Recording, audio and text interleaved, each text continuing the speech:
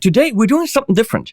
We're looking at drum EQing stuff. And why? Well, my buddy Alex Nasser, cool guy, also did stuff for Gear Gods, which is now Trey Xavier. You know the deal. He said, hey, these guys from AIX DSP said, would you like to do a video for them? Pick any plugin and make a video about it. And they would also like to give you money for that. So, okay. So I looked at what they have.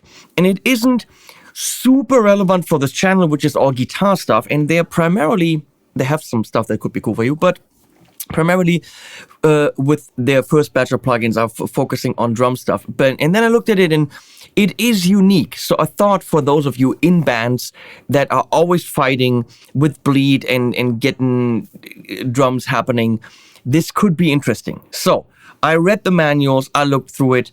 I'm not a master of these plugins yet, but I will show you in a mix what you can do. Now, I would say these are not for the drastic beginner. You have to understand what a compressor does. You have to understand frequencies, multiband, all that stuff. What I thought was interesting is actually their kit with 3 plugins for drums. So that looks like this. We're at AIXDSP.com, relatively simple. I got the drum producer pack, which it says $4.99 and now on sale for $149. It's probably always $149, but realistically for 3 pretty damn cool plugins, $149 is not bad at all. There's my buddies. So what you get the Multiband Gate, we're using that. You get the drum EQ, we're using that. Both of them are highly unique. And the Intuition compressor, which we're also using. They also have a reverb, which I looked at and it was massive if you want it to be. It's called the Iconic Reverb. I put that on Kick Drum yesterday. That was pretty funny and actually not bad at all. But we're not really going to go into that. For $80, you can probably try it anyway. There's also the Dynamic EQ, which I think I used that on the Room. So you're going to see that as well. Okay. A word on how I approach drums. When I have live drums, and in this case, I have drums recorded by Felix Lehrmann, one of Germany's most booked studio drummers, absolutely killer performance. I like to go and make it easy for me and supplement them, not replace, but help with at least a kick drum and a snare, which I now get from a Superior drummer. Mix those in because those sound fantastic. And if I put the plugins I usually use on those, I get great results because they punch through the mix. They are recorded in good rooms. We're not doing that here because I'm showing you how to get the sound from a real kit, which I'm never really getting the kick drum to be where it's supposed to be. I'm never really getting the snare to hit as hard as I want it. Also, my approach to mixing drums is the opposite of what I'm going to do with these plugins. My approach is broad strokes. And I will show you with the plugins I usually use. I don't go surgical. I don't go, let's cut this out and let's boost a little bit here. The less options I have for EQ and compression, the more effective I work because you can't really twist a lot, that down, done. Is it the best approach? It's the ignorant approach, but again, I usually do broad strokes. It gets me where I want to be. What it's too difficult for me to say. AIX DSP is doing is surgical tools. So we're doing something that's completely opposite of what I usually do. But I played around with it earlier and I got a pretty damn good sound. So here we're in Cubase. I think the guys behind this are actually the guys who came up with Reaper. So that's something to applaud them for. Not that I've ever worked in Reaper. Been working in Cubase for 30 years. Why change if it works? But I hear very good things. So here we have the Superior drummer Help, which would sound like so.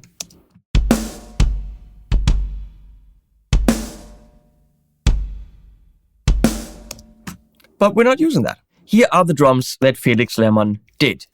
I have them somewhere? No, I erased them. I did record 4 kick drum tracks. I'm only using the kick-in condenser. We have a snare top, a snare bottom, a hi-hat, overhead left and right, room left and right. And there's also 4 toms, obviously. We're not really focusing on the toms. As Chris.Alge said, kick and snare and vocals, that's where it's at. I'm just gonna go and play you the mix the way I have it now, and then we're gonna go into it.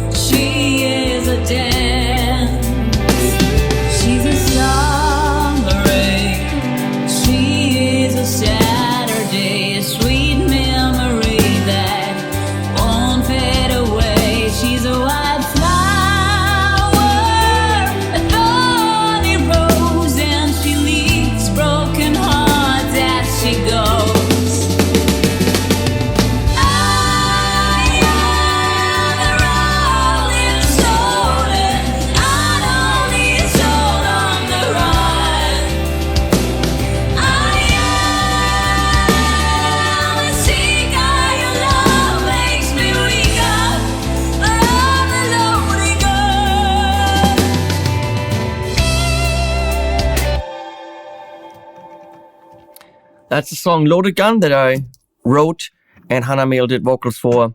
This is where it's going to be, I think, different than other videos.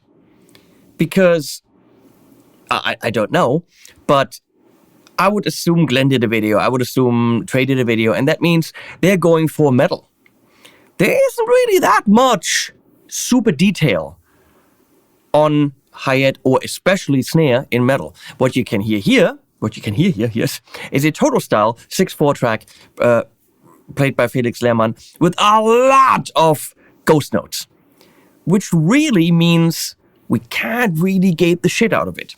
When you have heavy hits on a break, fill, or a groove, yeah, you want the 2, the 4, you want all the heavy hits, that's the metal. Not a lot of groovy ghost note work in metal. This is what's throwing us a wrench into the concept here, and we're going to see how well it works. So we're going to start with a snare top, and that is, that's the kick.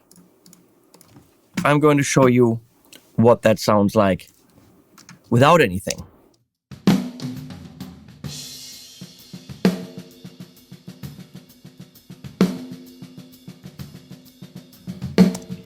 Yeah, so you can see the super heavy hits, but you can also see that there's a lot of detail in between, which is all the ghost notes. If I gate it so that I get the heavy hits, I'm losing the ghost note information completely, which of course is a problem. Even their very, very good multiband gate can't really help us there. But I'll show you what I've done. The way you do it is, you will actually focus on a frequency range that it's listening to for the gating, which means if I pick that frequency range somewhere in where the snare is strongest, it will not open based on the kick drum information, which is also in that mic. So if I'm going to key listen, right now I set that up, you can see, where are we here? This is, where does it show me? 334 to 675 hertz. So high pass, low pass, Jennifer, low pass. And it will actually play me that. Okay, so it's listening to that information. I'm a little bit disappointed in the plugin because you're setting a threshold here for this frequency range. I kind of would have liked to have individual thresholds for all 3 frequency ranges. You can set attack, hold, and release for each band, yes, but not for... Oh, I haven't played with the floor. We got to do this. You can't do that. You don't have a threshold for each band. So now that I've figured out what I want it to listen to, I can change back.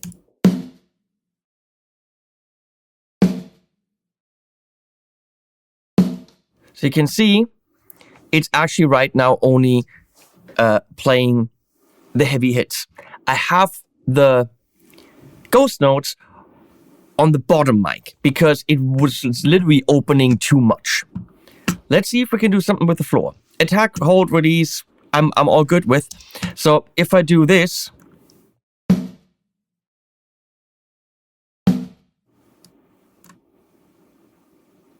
okay, here it's not going to open at all because I've got my threshold way too high.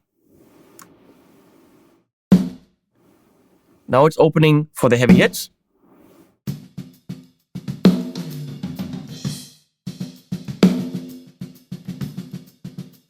If I put it where the ghost notes are, I don't need a gate because those are on the level of the kick and the toms, so it'll always be open. So that doesn't really work. You can, of course, also sidechain it with MIDI if you want to.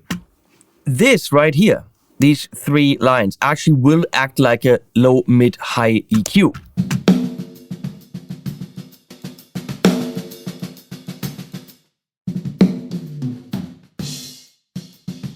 But as I said, you cannot define threshold for each band. But let's see what we can do with the floor. So if I get this a little bit higher.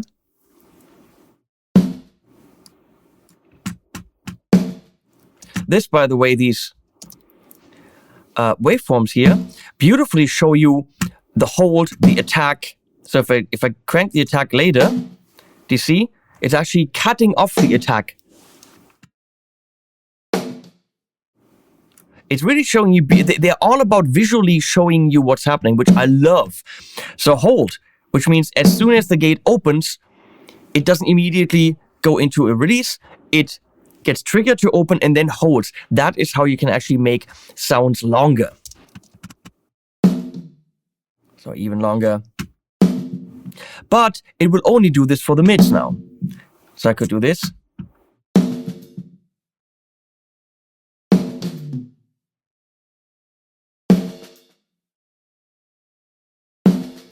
That's kind of cool because that way the highs stay longer. There's creative stuff you can do. But let's look at the floor.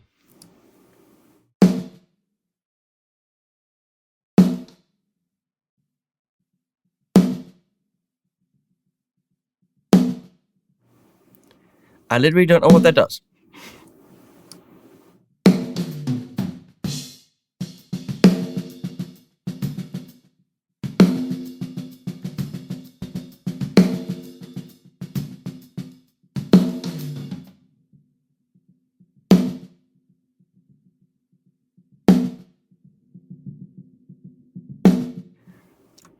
It does what I wanted to do. It's kind of keeping that stuff in there.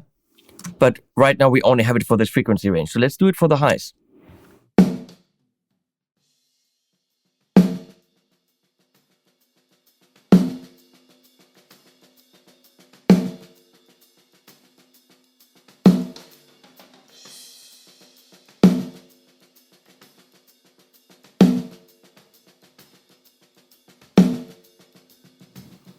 Again, if I put the floor up on all of them, it's negating the gate. Since Felix is playing the whole time, a gate is very tough here, okay?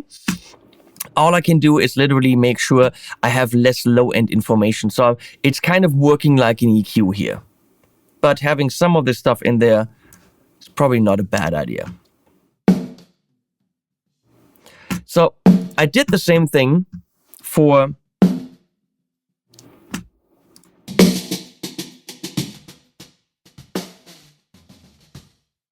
the bottom snare,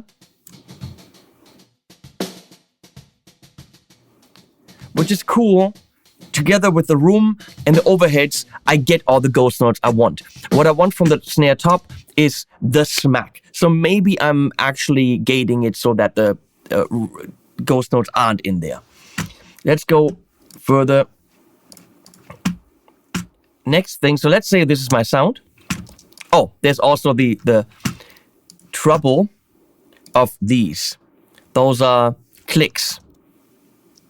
And you can see they're not in there. Because I gated it so that these big ones come through. The little ones from the clicks are not coming through. One thing you could do is artificially make that louder. Not even happening. Still not happening. So I might actually have to adjust the gate. Or one way to do it is put them on a different track and treat them differently.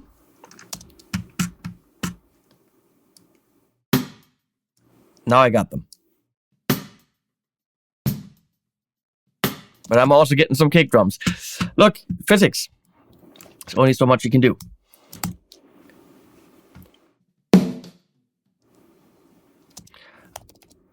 We're gonna go here to these two parts.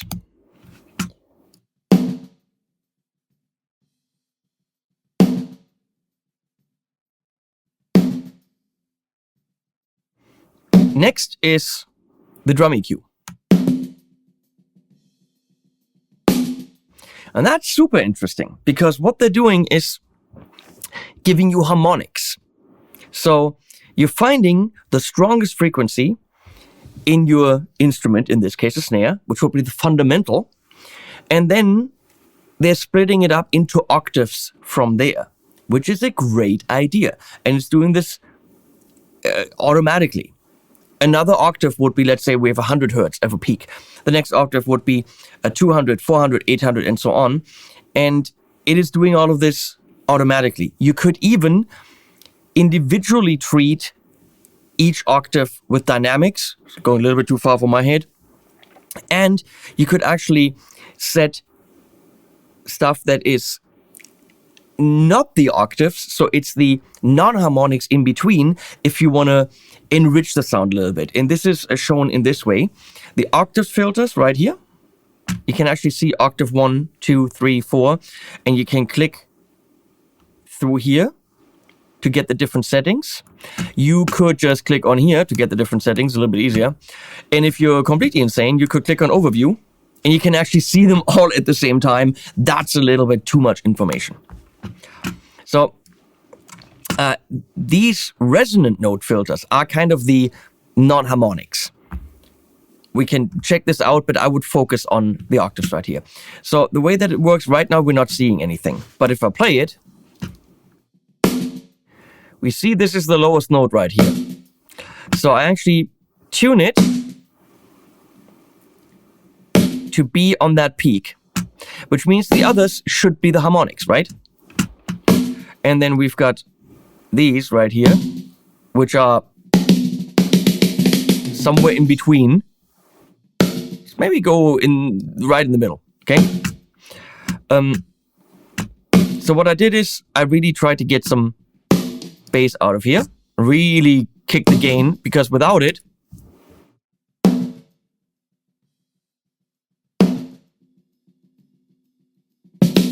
I also have this low pass filter, low pass. So we have this, because there's really very little information below. And then I really also kicked in octave 2, because I want some meaty low end. And you can hear it by itself. That's a good smack.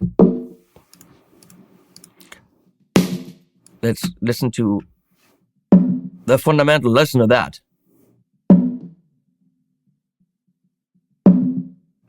A little bit steep there, maybe a little bit wider. Okay.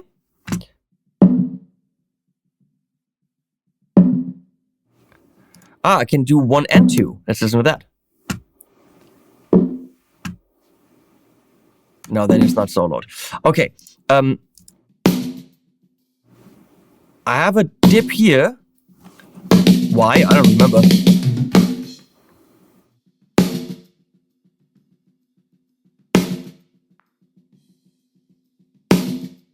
So gain obviously does boost or cut. Q is the width of how much you're boosting or cutting. Okay.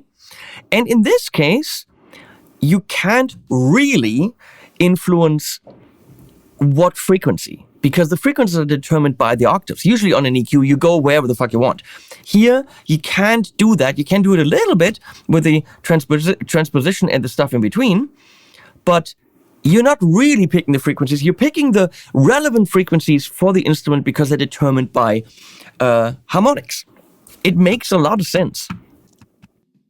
It, by the way, does not make a lot of sense for a pitched instrument. Why? So if I apply this EQ, which is why it is a drum EQ, if I apply this to a guitar, well, if I'm playing an E, the fundamental is a certain frequency, and then I'm playing an A, the fundamental is another frequency. If I applied this EQ to guitar or bass, it would sound super massive on certain notes, and other notes really not, because they would be lying in between the frequencies that are boosted and cut.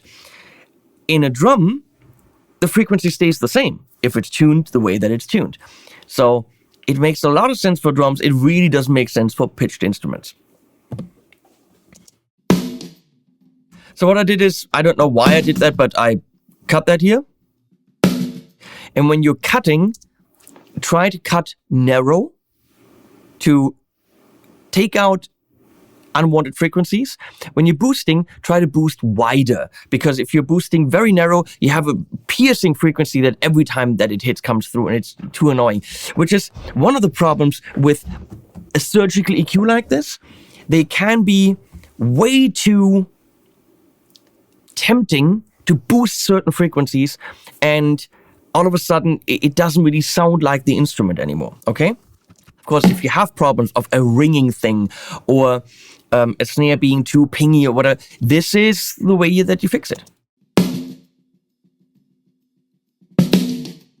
So I boosted quite a bit up here, and you can see that I also, where is it here, boosted in between. So I'm actually boosting in between on the resonant note filter 5 here. Do this very narrow. You can see that's why you don't boost on a narrow Q.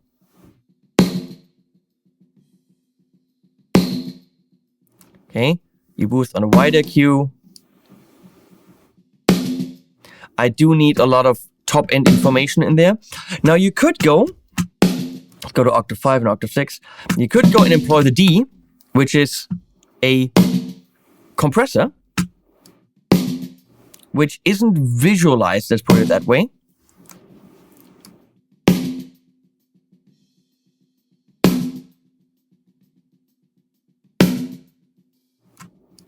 Turn them on. That was bad.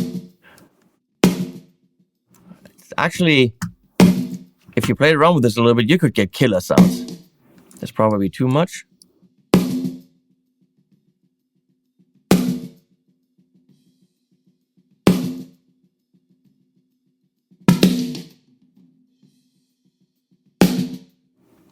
Yeah, it was definitely compressing the top end there.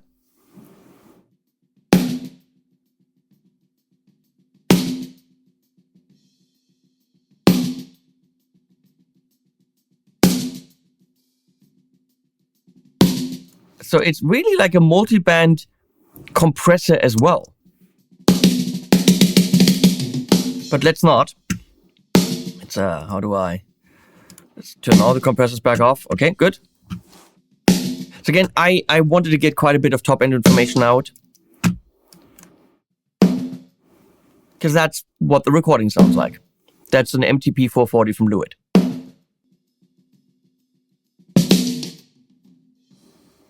Is it possibly a little bit too much? Could be, could be.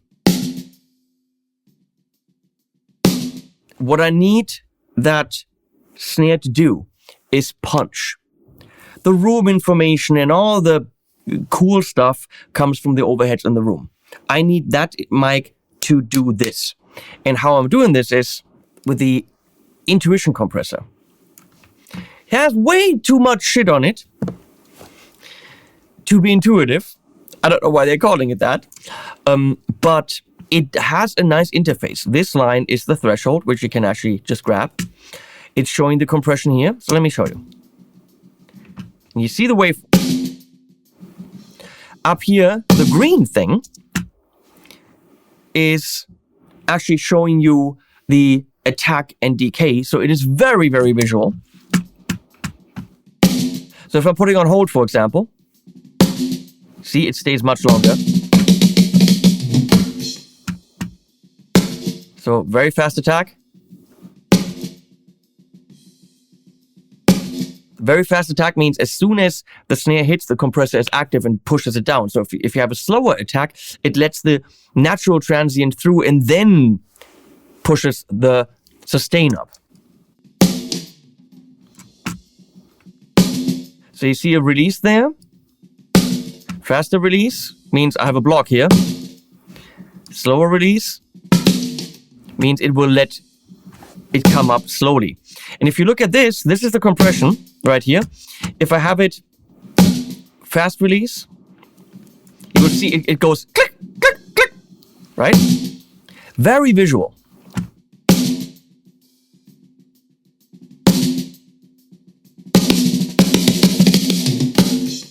Those are actually the sounds I want. I want the gag, gag, gag, gag. I want it really punchy. Again, you can grab the threshold here.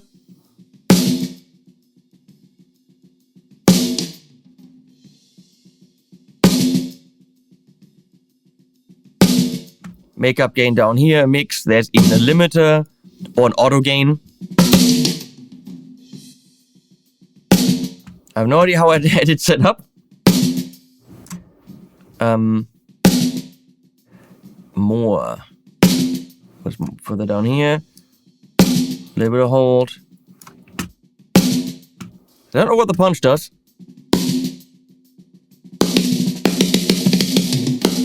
It's off now.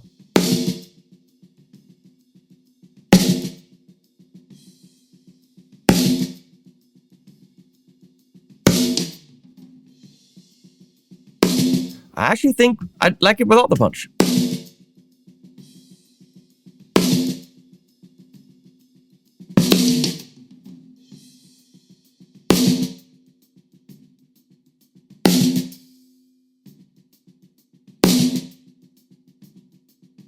And I actually have the same thing.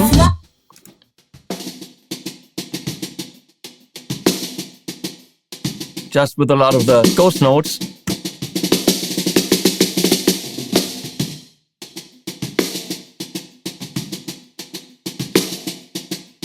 There.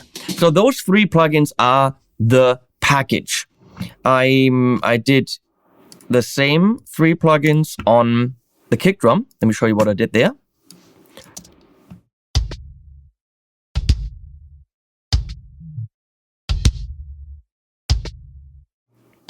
This is the key listen. It only listens for the low.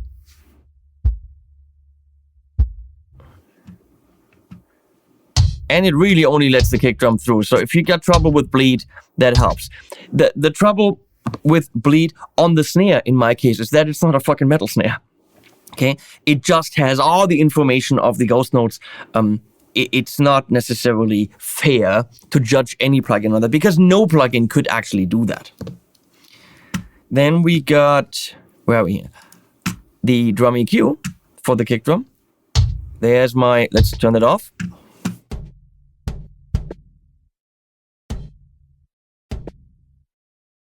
That's funny.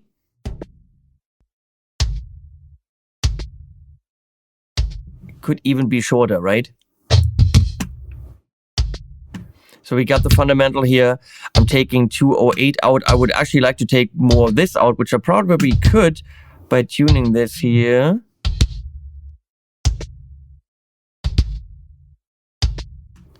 We're gonna go to resonant 2. No, 3. Narrow Q. Okay, and 4. Get that in. We definitely get the click out here. Maybe too much now. And we got the compressor rather fast. Maybe we compress a bit more.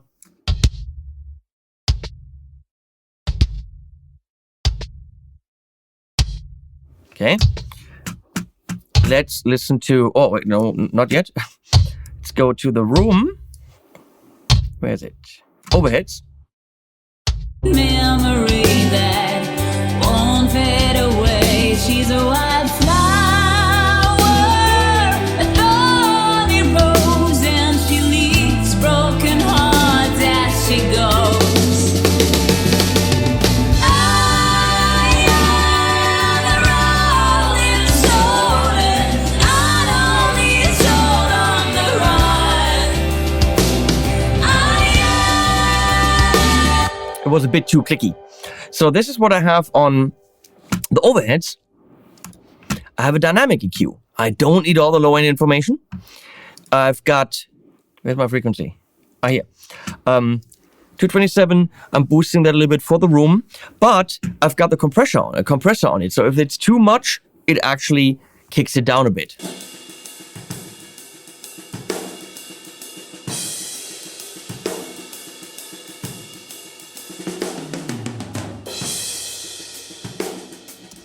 So for example, for the cymbals and for the room tone, that frequency is boosted a bit.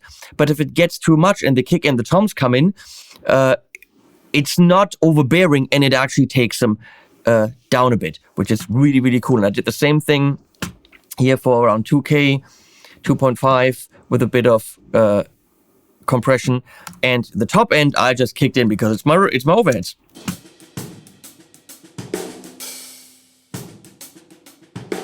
You want those in there.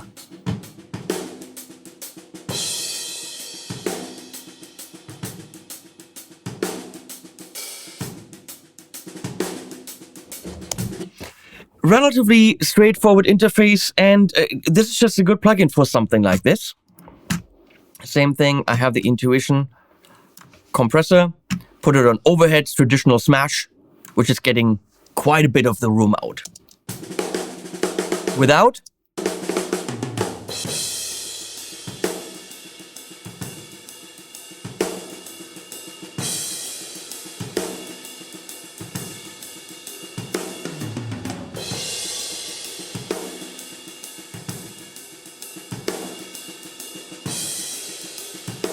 and I'm doing well, something very similar for the room, the same 2 plugins.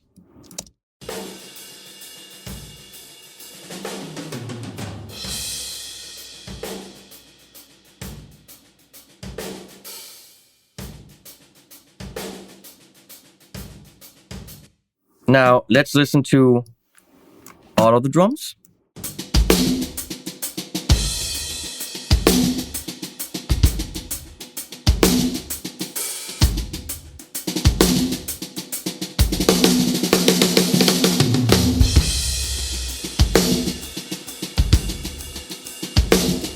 Now, for my taste, the snare now sounds very artificial and just way too peaky. But in context, I don't know.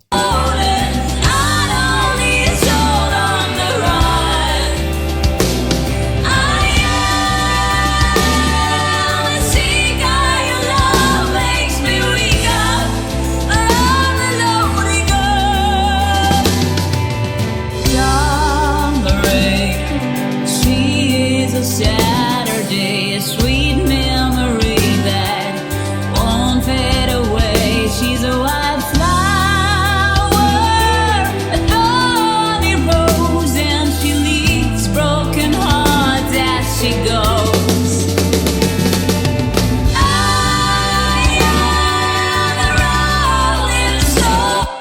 Now I will show you what I usually do, which again is much more broad strokes, okay? For the kick drum, what I have here, I sent it through a Studer. That'll just add some saturation. And I got one other plugin. In this case,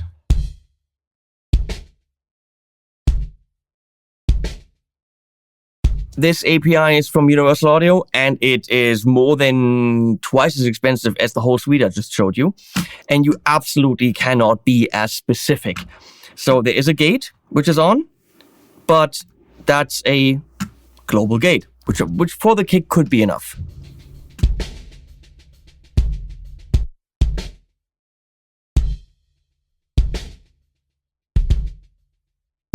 There's a compressor.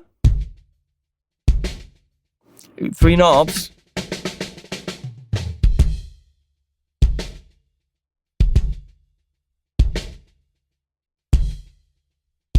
And I usually use the 560 for EQ. You cannot do anything other than move these stupid things back and forth. So that's without any EQ.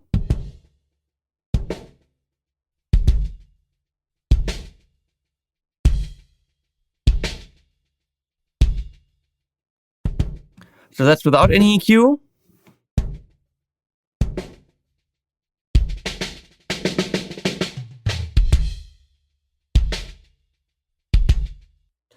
But you can't do more than that. It gets me to the point quickly because I've got very limited tools, but sometimes you need a little bit of a surgical approach. So, I don't know, let's do an A/B.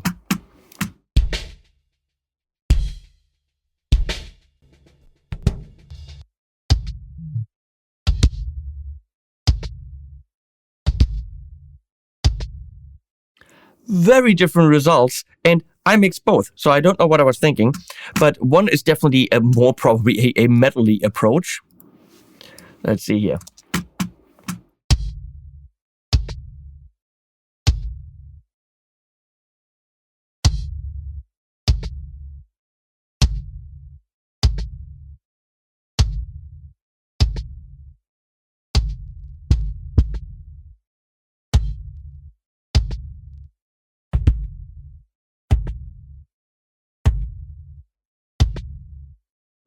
And I think the multiband. Ah, no, that's all.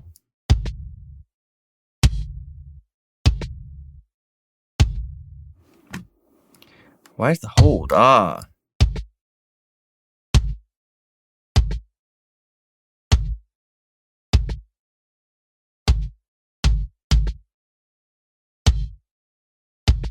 Here we go. That's better.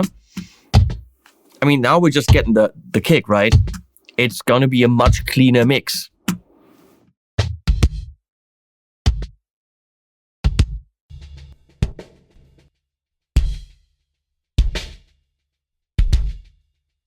That is all in the low end. That's not gonna come through the mix. Let's check it in the mix.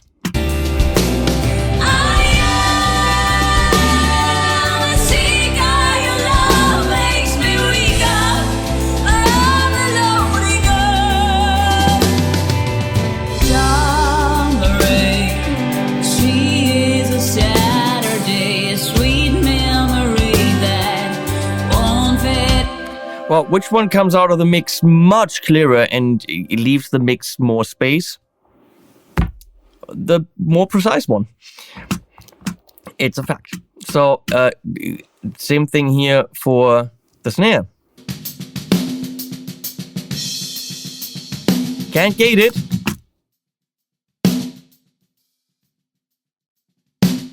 Kind of pointless.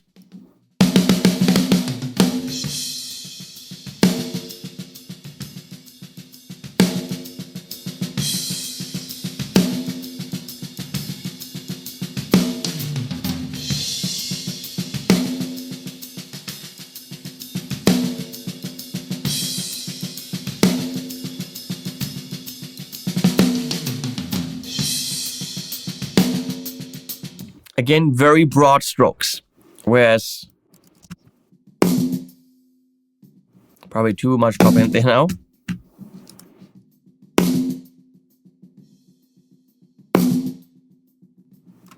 Why aren't these moving? I don't know why. I don't know why these are not moving anymore.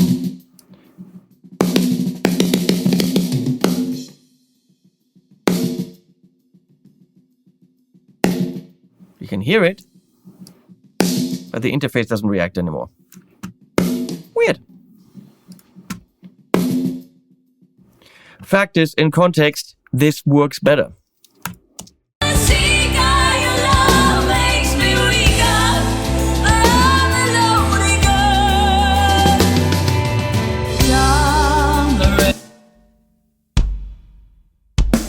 Let's add those.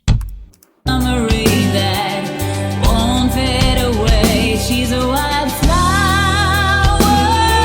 a thorny rose, and she leaves broken hearts as she goes. I am the road.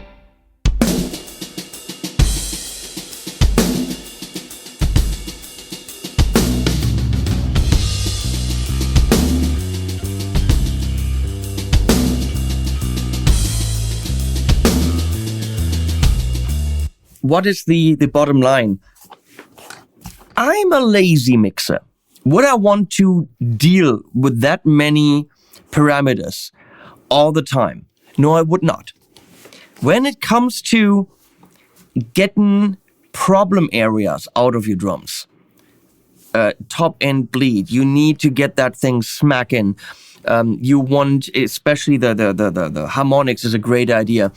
Multiband gate, these are problem solvers, which I cannot solve with the tools I have. I usually use a Mark EQ4, just boost all the top end, bam, there's my snare. But this is when I'm in control. This is when I have my sounds that I usually have, the drummer that I know can hit the damn thing. If I were to get another recording that might have been recorded with problems, I want specific surgical EQ and gating and compression tools to really get into it.